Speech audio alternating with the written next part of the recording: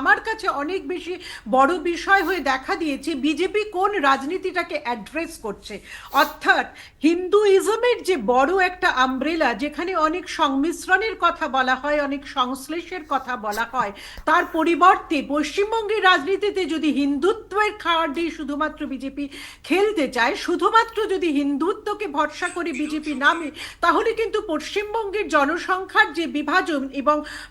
গত শতকগুলোর থেকে, গত দশকগুলোর থেকেও এখন যে ডেমোগ্রাফিক একটা চেঞ্জ আরও বেশি হয়েছে। চিরকালই আমাদের মনে রাখতে হবে যে মুসলিম লীগও কিন্তু এখানে ক্ষমতায় ছিলেন বহু বছর আগেও। সুতরাং এখানে সংখ্যালঘু জনগোষ্ঠীর মানুষের কথা যদি তাদের স্লোগানে না উঠে আসে, তারা যদি কর্মসংস্থানের কথা না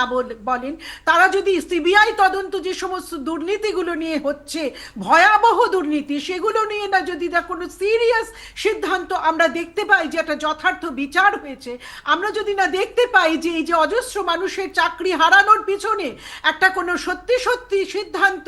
বা কোনো কোনো কোনো দিক থেকে কেন্দ্রীয় সরকার যথাযোগ্য ব্যবস্থা নিতে পারছে বা ভোটের সন্ত্রাসের বিরুদ্ধে যথাযোগ্য ব্যবস্থা নিতে পারছে, অর্থাৎ মানুষের যে আশা আকাঙ্ক্ষা কেন্দ্রীয় সরকার বা তথাকথিত ডবল ইঞ্জিন সরকারের যে স্লোগান উঠে আসছে, সেই স্লোগানের প্রতি যদি না থাকে, তাহলে তো বিজেপির রাজনীতি করাটাই এখানে ব্যর্থ হয়ে যায়।